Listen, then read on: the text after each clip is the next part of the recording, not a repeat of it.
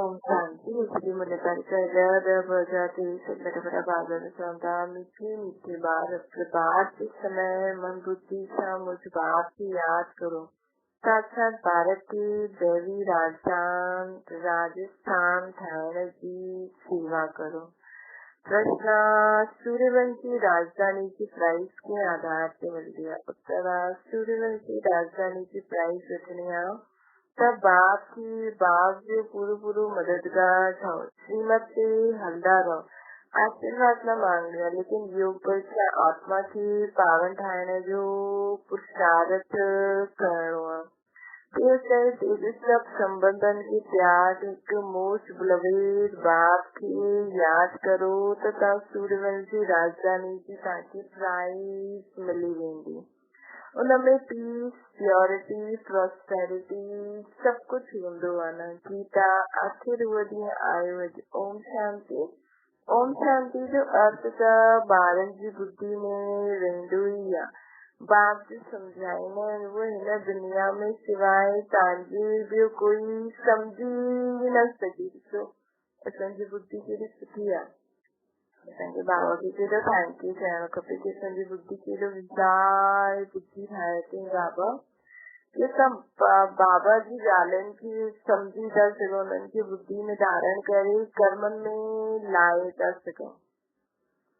असांखे ॿियनि जे मथां बि रहम अचणो खपे। उहे इहे सम्झंदा आहिनि जीअं कोई मेडिकल कॉलेज में बाबा चवनि था तव्हां ही मुंहिंजी ॻाल्हि सम्झंदा आहियो, ॿियो कोई न सम्झी सघंदा आहियो। बाक़ी माण्हू त इहे सम्झंदा कि मेडिकल कॉलेज में नयो वञी करे वेंदो आहे त कुझु सम्झी न सघंदो आहे न। ये कोई सत्संग हूंदो न आहे जिते मनुष्य वञे ऐं कुझु सम्झे न। हुते त आहिनि शास्त्र आदि ॿुधाइण जी ॻाल्हियूं। ये आहे वॾे ते वॾी कॉलेज, नई ॻाल्हियूं न आहिनि। पोइ बि उहो ॾींहुं आयो अॼु जबकि बाप जे ॿारनि खे राजयोग खिलाइनि था न। हिन समय भारत में राजा ई त न आहे त हिन राजयोग सां राजनि जो राजा था ठहूं न। असां त ॼाणंदा आहियो कि जो विकारी राजायूं आहिनि उन्हनि जा बि असां राजा था ठहूं। बुद्धि मिली आहे, जो कोई कर्म कंदा आहियो वो बुद्धि में रहंदो आहे न। तव्हां वारिस आहियो न, ॼाणंदा आहियो असां आत्मायूं हाणे बाप सां गॾु योग रखण सां भारत खे पवित्र था ठाहियूं और चक्कर जे आदि मध्य अंत जी नॉलेज धारण करे असां चक्रवर्ती महाराजा महारानी ठहूं था न। ये बुद्धि में रहणो खपे। असां युद्ध जे मैदान में आहियूं, विजय त असांजी आहे। इहा त सर्जन आहे बरोबर। असां हाणे हिन भारत की वरी खां देवी डबल राजस्थान ठाहियूं था न। ख़ासि भारत आम सॼी दुनिया स्वर्ग ठहे थी न। अरदास कतो प्रधान ठहे थी। बाबा चित्रनि जे लाइ ॾाढी सुठी रीति सम्झाईंदा आहिनि। असां 84 जन्म पूरा करे हाणे वापसि वञूं था। असां 84 जन्म पूरा करे हाणे वापसि वञूं था। जंहिंजे बि 84 जन्म पूरा कया बाक़ी सभ बि वञनि था न। जे न बि कया आहिनि, जंहिंजा थोरा जन्म बि आहिनि, उहे बि सभई हलंदा न। पोइ अची करे असां जे 84 जन्म पूरा कया आहिनि उहे वञनि था। हाणे सभु 84 जन्म पूरा करे वापसि वञूं था। पोइ असां अची करे राज्य कंदासीं। ये सब ब्रह्मा कुमार कुमारियों स्थापित करनि। ब्रह्मा कुमारी जी संस्था छा आहे पुछंदा आहिनि। बीके फट चईंदी असां भारत के वरी खां देवी राजधानी स्थान ठाहियूं था न। श्रीमती बाबा जी श्रीमती हली करे मनुष्य श्री जो अर्थ बि न ॼाणदा आहिनि। तव्हां ॼाणदा आहियो श्री श्री शिव बाबा आहे, उन्हनि जी माला ठहींदी आहे। इसजी रचना कंहिंजी क्रिएटर त बाप बि थियो, सूर्यवंशी चंद्रवंशी बि जो बि आहे। इसजी माला आहे न रुद्र शिव बाबा जी माला आहे। त हाणे पंहिंजी रचना खे ॼाणदा आहियो परंतु हुनजे ऑक्यूपेशन खे ॼाणदा न आहियो। इसकी रचना क्रिएटर त बाप ही आहे, सूर्यवंशी चंद्रवंशी जो भी है। इसकी माला है रुद्र शिव बाबा जी आहे। हाणे सभु रचना सभु पंहिंजी रचना खे ॼाणदा आहिनि परंतु उन्हनि जे ऑक्यूपेशन खे न ॼाणदा आहिनि। वो कॾहिं कीअं अची करे पुराणे खे नयो ठाहींदो, ही कंहिंजी बुद्धि में न ईंदो। उहो त सम्झंदा आहिनि कलयुग हाणे ॾाढो वर्ष हलणो अञा। हाणे तव्हां ॼाणदा असां देवी राजस्थान स्थापन करण जे निमित्त थिया आहिनि। बरोबर देवी राजस्थान हूंदो, पोइ क्षत्रिय राजस्थान हूंदो। पहिरियों सूर्यवंशी कुल, पोइ क्षत्रिय कुल जो राज्य हलंदो। ताकि चक्रवर्ती महाराजा महारानी ठहिणो न त बुद्धि में चक्र फिरणो खपे। तव्हां कंहिंखे बि हिन चित्रनि ते ॾाढो सुठी रीति सम्झाए सघंदा आहियो। ये लक्ष्मी नारायण सूर्यवंशी कुल आहे और राम सीता आहे क्षत्रिय कुल जा वॾा। पोइ वैश्य शूद्र वंशी पतित कुल में पतित कुल ठही वेंदो आहे। पहिरियों आहे सूर्यवंशियुनि जो कुल, पोइ आहे क्षत्रिय राम सीता जो कुल, पोइ वैश्य शूद्र पतित कुल ठही वेंदो आहे न।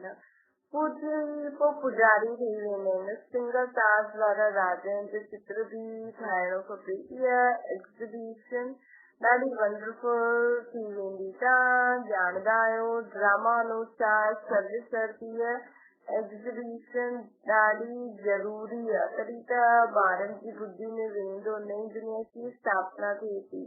वो चित्र द्वारा सम्झाइबो आहे। ॿारनि जी बुद्धि में ख़ुशी जो बारो चढ़णो खपे। इहो त सम्झायो आहे सत्संग में आत्मा जो ज्ञान आहे। सो बि जॾहिं बुढा थींदा आहिनि तॾहिं अनायास ख़्यालात ईंदो आहे कि पुराणो शरीर छॾे पोइ ॿियो नयो शरीर वठिणो आहे।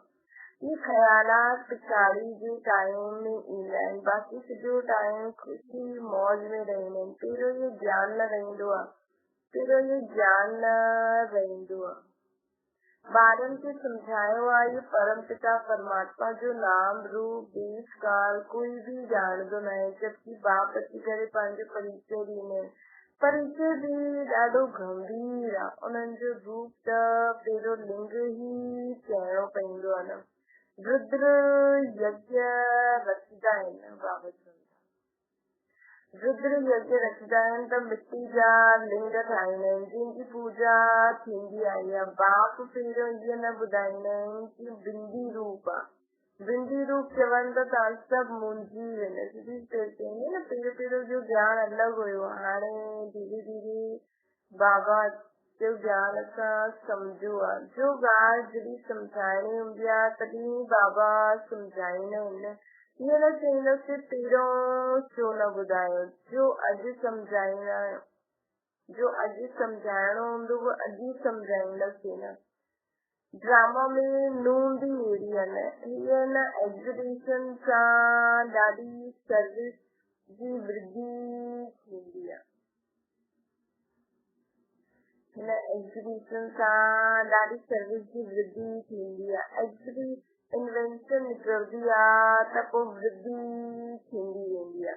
जीअं बाबा मोटर जो मिसाल ॾींदा आहिनि। पहिरियों इन्वेंशन करण में महिनत लॻी, पोइ त ॾिसो वॾा वॾा कारखाना 1 मिंट में मोटर तयार थी वेंदी आहे। केतिरी साइंस निकिती आहे न बाबा चवंदा, केतिरी साइंस निकिती आहे। तव्हां ॼाणदा आहियो केतिरो वॾो भारत आहे, केतिरी वॾी दुनिया आहे, पोइ केतिरी नंढी हूंदी न। इहा बुद्धि में सुठी रीति विहारणो आहे। जो सर्विसेबल ॿार हूंदा उन्हनि जी बुद्धि में रहंदी बाबा जी सभु ॻाल्हियूं। जो बाक़ी जो त खाइण पीअण जगमुई में ई टाइम वेस्ट थी वेंदो। इहो तव्हां ॼाणदा आहियो भारत में वरी खां दिल्ली राजस्थान स्थापना थिए थो न। वास्तव में किंगडम अक्षर बि रॉन्ग आहे। भारत दिल्ली राजस्थान थिए थो। हिन समय आख़िरी राजस्थान आहे। रावण जो राज्य आहे न। हर हिक में 5 विकार प्रवेश वियल आहिनि। केतिरी करोड़ आत्माएं आहिनि। सभु चांस आहिनि। पंहिंजे समय ते अची करे ऐं पोइ असां सभु हिकु समय ते हली वेंदासीं। पोइ हर हिक खे पंहिंजो पार्ट रिपीट करिणो आहे। सेकेंड बाय सेकेंड हू बहू रिपीट थींदो ई ईंदो आहे। सेकंड बाय सेकंड हु बहु रिपीट थींदो ई रहंदो। जो कल्प पहिरियों पाठ वॼायो उहो ई हाणे वॼाईंदासीं। जो कल्प पहिरियों पाठ वॼायो हुयो उहो ई हाणे वॼाईंदासीं। बाबा चवनि था एतिरो सभु बुद्धि में रखणो आहे। धंधे डेरी में रहण सां त पोइ मुश्किल थी वेंदो, परंतु बाप चवंदा प्रभात जो त गायन आहे न, गाईंदा आहिनि राम सिमर प्रभात मोरे मन।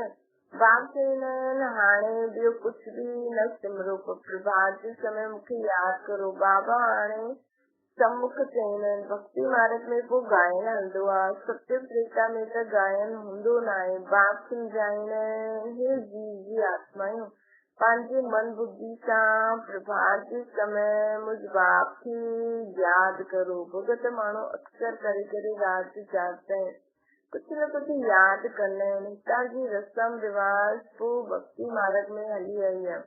ॿारनि खे सम्झाइण जी भिन्न भिन्न युक्तियूं मिलंदी रहियूं आहिनि। भारत एतिरो समय पहिरियों दैवी राजस्थान हुयो, पोइ क्षत्रिय राजस्थान, पोइ हाणे वैश्य राजस्थान थी वियो आहे। दिन प्रतिदिन तमो प्रधान ठहींदा ई वेंदा आहिनि।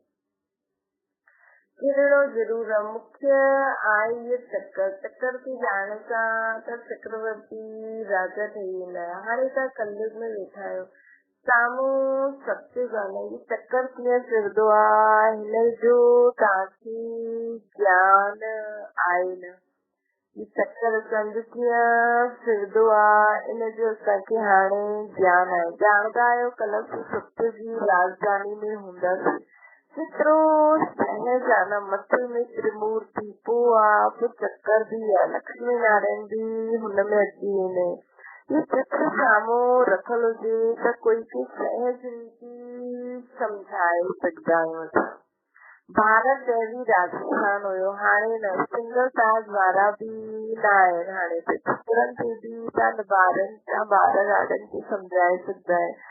ही चित्र ॾाढा वैल्यूएबल आहिनि। बाबा चवनि था असांजा चित्र ॾाढा वैल्यूएबल आहिनि। कितनी वंडरफुल चीज आहे त वंडरफुल रीति सम्झाइणो पए। इहे ॼाण ऐं त्रिमूर्ति जो चित्र बि सभिनि खे पंहिंजे पंहिंजे घर में रखणो पए। कोई बि मित्र संबंधी अचे त हिन चित्रनि ते ई सम्झाइणो आहे। इहे वर्ल्ड जी हिस्ट्री जोग्राफी आहे, हर हिक वटि इहे चित्र ज़रूर हुजणो खपे। साथ में सुठा गीत बि हुजनि। आख़िर उहो ॾींहुं आयो अॼु, बरोबर बाबा आयो आहिनि असांखे राजयोग सिखलाइनि था न। चित्र त कोई बि मांगे त मिली सघंदो आहे, ग़रीबनि खे त फ्री मिली सघंदा आहिनि, परंतु सम्झाइण जी बि ताक़त हुजणी खपे। बाबा चवनि था चित्र त बाबा ॿियनि खे फ्री में बि ॾेई छॾनि, ग़रीबनि खे फ्री में बि ॾेई छॾनि। जेका ॿार नथा वठी सघनि लेकिन ताक़त हुजे सुठी रीति ज्ञान ॾेई सघनि त बाबा उन्हनि खे फ्री में बि भिजवाए ॾे। या अविनाशी ज्ञान रत्न जो खजानो। तव्हां दानी आहियो न, तव्हां जहिड़ा अविनाशी ज्ञान रत्न जो दान कोई बि न करे सघे, अहिड़ो दान कोई थींदो ई न आहे। बाबा चवनि था दान करणो खपे, जो अची हुनखे सम्झाइणो खपे। हिक ॿ खे ॾिसी ॾाढा ईंदा आहिनि। इहे चित्र मोस्ट वैल्यूएबल चित्र आहे, चीज अमूल्य आहिनि। जीअं तव्हां बि अमूल्य कहलाईंदा आहियो न, तव्हां कौड़ी खां हीरे जहिड़ो ठहींदा आहियो। तव्हां कौड़ी खां हीरे जहिड़ो ठहींदा आहियो। चित्र विलायत में वठी करे कोई सम्झाए त कमाल थी वञे। एतिरो समय सन्यासी माण्हू चवंदा आहिनि कि तव्हां भारत खे योग सिखलाईंदा आहियो। हर हिकु पंहिंजे धर्म जी महिमा कंदो आहे। बौद्ध धर्म वारा चित्रा बि चित्रनि खे बौद्धी ठाहे सघंदा आहिनि, परंतु हुन सां फ़ाइदो त कुझु बि न थियो न। तव्हां त हिते मनुष्य खे बंदर खां मंदिर लाइ ठाहींदा। बाबा चवनि था कि ॾिसो असांजो योग ई बाबा जो योग ई बिल्कुलु न्यारो आहे। उहो त योग सिखलाए करे पंहिंजे धर्म जो प्रचार कंदा आहिनि। हिते त असां बाबा असांखे अहिड़ो योग थो ठाहे जंहिंसां मनुष्य बंदर खां मंदिर लायक थी वेंदा। भारत में संपूर्ण निर्विकारी हुया, भारत में संपूर्ण निर्विकारी हुया। भारत गोरो हुयो, हाणे भारत कारो थी वियो आहे। केतिरा मनुष्य आहिनि, सुख में त ॾाढा थोरा हूंदा, संगम ते बाप अची करे स्थापना कंदा आहिनि नई गोरे भारत जी। राज्य सिखलाईंदा आहिनि उन ॿारनि खे, सिखलाईंदा आहिनि जे कल्प पहिरियों सिखियो हुयो। बाबा उन ॿारनि खे सिखलाईंदा आहिनि जे कल्प पहिरियों सिखियो हुयो। स्थापना त थियणी आहे, ॿार रावण सां हार खाईंदा आहिनि, पोइ रावण ते जीत बाबा पाराईंदा आहिनि। कुझु सहज ॻाल्हियूं आहिनि त ॿारनि खे वॾे चित्र ठाहे करे उन ते सर्विस करणी खपे। वॾा वॾा अक्षर विझणा खपनि, लिखणो खपे। हितां खां भक्ति मार्ग शुरू थियो। ज़रूर जॾहिं दुर्गति पूरी थींदी तॾहिं बाप सदगति करण ईंदा न हिन सृष्टि ते। बाबा सम्झाईंदा आहिनि, इहे कॾहिं बि कंहिंखे न चइणो आहे कि भक्ति न करो, न। बाप जो परिचय ॾेई सम्झाइणो आहे तॾहिं तीर लॻे। तव्हां ॼाणदा आहियो महाभारत लड़ाई छो चइबी आहे? छो कि इहो वॾो भारी यज्ञ आहे। हिन यज्ञ सां इहा लड़ाई प्रज्वलित थींदी आहे न। ये पुरानी दुनिया खत्म थियणी आहे। ये ॻाल्हियूं तव्हांजी बुद्धि में आहिनि। मनुष्य खे पीस प्राइज मिलंदी रहंदी आहे, परंतु पीस त थींदी न आहे। वास्तव में पीस स्थापन करण वारो त हिकु बाप ई आहे। उन्हनि सां गॾु तव्हां मददगार आहियो न। प्राइज बि तव्हांखे मिलणी आहे। बाप खे थोरी प्राइज मिलंदी, बाप त ॾियण वारा आहिनि। तव्हांखे नंबरवार पुरुषार्थ अनुसार प्राइज मिलंदी आहे। बेशुमार ॿार हूंदा। तव्हां हाणे प्योरिटी, पीस, प्रोस्पेरिटी स्थापना करो था न। बाबा चवनि था केतिरी भारी प्राइज आहे। ॼाणदा आहियो जेतिरो जो महिनत कंदो उनखे सूर्यवंशी राजधानी जो प्राइज मिलंदो। सूर्यवंशी राजधानी जो प्राइज कंहिंखे मिलंदो? जो महिनत कंदो। बाबा चवनि था बाप आहे श्रीमत ॾियण वारो। ये न बाबा आशीर्वाद करो। स्टूडेंट खे राय ॾिबी आहे कि बाप खे यादि करो त विक्रम विनाश थी वेंदा। योग बल सां असांजी आत्मा पवित्र ठहींदी आहे न। योग बल सां असांजी आत्मा पवित्र ठहींदी वेंदी। तव्हां सभु सीतायूं आहियो। आग सां पार थींदी आहे, या त योग बल सां पार थियणो आहे या आग में जलणो आहे। कहिड़ी आग में? काम सीता जी विकारनि जी आग में जलणो आहे या बाबा सां योग लॻाए करे पार थियणो आहे। मर्ज़ी तव्हांजी। जो कंदो सो पाईंदो। देर सहित सभु संबंधनि खे प्यार हिकु मोज़ बाप खे यादि करणो आहे। परंतु ये यादि निरंतर रहण में ॾाढी मुश्किलात आहे। बाबा चवनि था टाइम लॻंदो। गायन बि आहे न, योग अग्नि आहे। भारत जो प्राचीन योग ऐं ज्ञान मशहूर आहे न। भारत जो प्राचीन योग ऐं ज्ञान मशहूर आहे। छोकी गीता आहे सर्वशास्त्रमय शिरोमणि। उनमें राजयोग अक्षर आहे, परंतु राज अक्षर गुम करे योग अक्षर पकड़े छॾे। केतिरी गहरी ॻाल्हि आहे कि बाबा चवनि था गीता में आहे राजयोग, लेकिन राज अक्षर गुम करे राजयोग। कैसा योग लगायो कि राजा थे खत्म करे पोइ उन्हनि सिर्फ़ योग अक्षर पकड़े छॾियो अथनि। बाप अगरि कोई चई न सघे कि हिन राजयोग सां मां तव्हांखे राजाउनि जो राजा थो ठाहियां। हाणे तव्हां शिव बाबा जे सम्मुख वेठा आहियो। ॼाणदा आहियो असां सभु आत्मायूं था परमधाम जी रहण वारी आहियूं। पोइ शरीर धारण करे हिते पाठ वॼाईंदा आहियूं। पुनर्जन्म शिव बाबा त न वठंदा, न ब्रह्मा विष्णु शंकर खे बि पुनर्जन्म न वठणो आहे। बाप खे मां ईंदो ई आहियां पतितनि खे पावन ठाहिण। हिन करे सभु मूंखे यादि कंदा आहिनि, हे पतित पावन अचो। ये एक्यूरेट अक्षर आहे। बाप चवंदा असां तव्हांखे पावन सो देवी देवता ठातो हुयो, त एतिरो नशो बि करणो खपे। बाबा हिननि में अची करे असांखे शिक्षा था ॾियनि। इहा फलनि जो या फूलनि जे बगीचे जो बागवान बाबा आहे। बाबा जो असां हथ पकड़ियो आहे। कहिड़ो हथ पकड़ियो? असां बुद्धि रूपी हथ पकड़ियो आहे।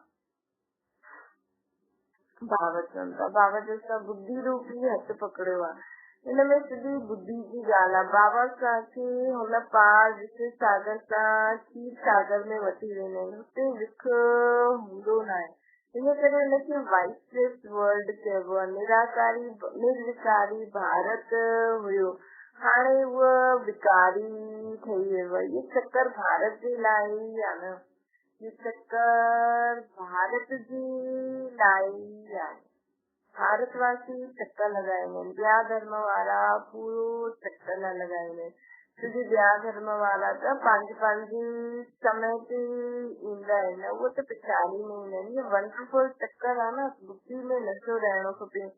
असां भारतवासी ऐं इनमें बि असां ख़ासि जो बाबा जो सिटी लॻा सर्विसेबल ॿार आहियूं, जेका सर्विस ते सदा तत्पर रहंदा आहिनि, जो बाबा जी ज्ञान खे सुठी रीति सम्झी करे हलनि था, जंहिंजा 84 जन्म हूंदा उन्हनि खे त सदा ई नशो रहंदो कि असां पूरो चक्कर हिन सिटी ते पाठ वॼायो आहे।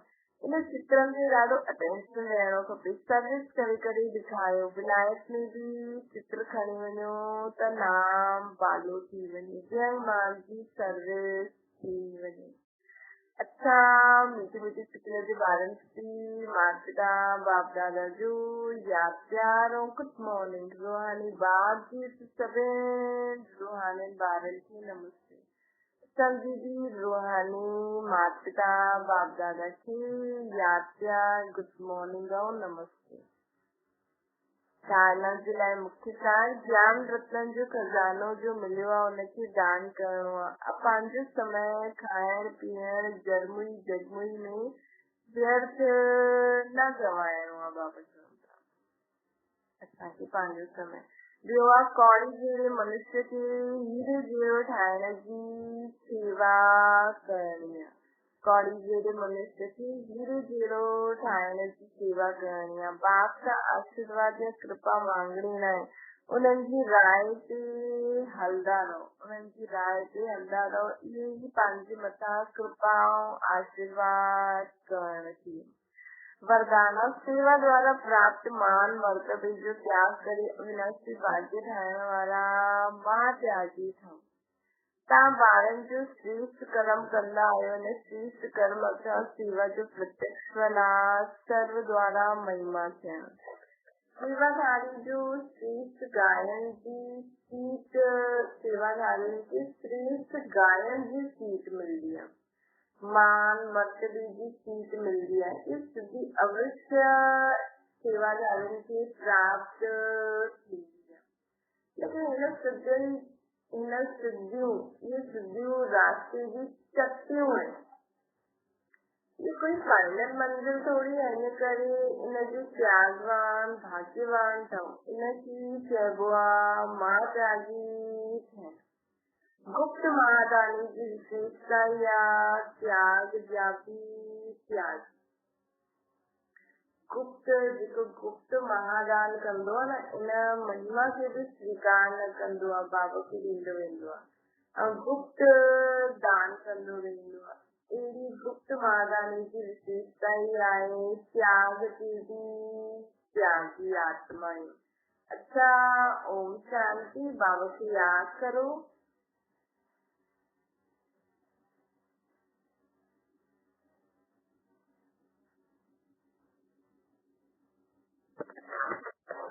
स्लोगन आहे फरिश्तो थियणो आहे त साक्षी थी करे हर आत्मा जो पार ॾिसो ऐं उन्हनि खे सकाश ॾींदा रहो। फरिश्तो थियणो आहे त साक्षी थी करे ॿ ॼणा छा पाठ वॼाइनि था, कंहिंजे जीवन में छा बि थो थिए, असांखे हुनखे साक्षी थी करे बाबा सां गॾु ॾिसणो आहे, हुन आत्मा खे सकाश ॾियणो, हुनजे लाइ व्यर्थ संकल्प न करणा आहिनि। अच्छा ओम शांति। बाबा खे यादि करो।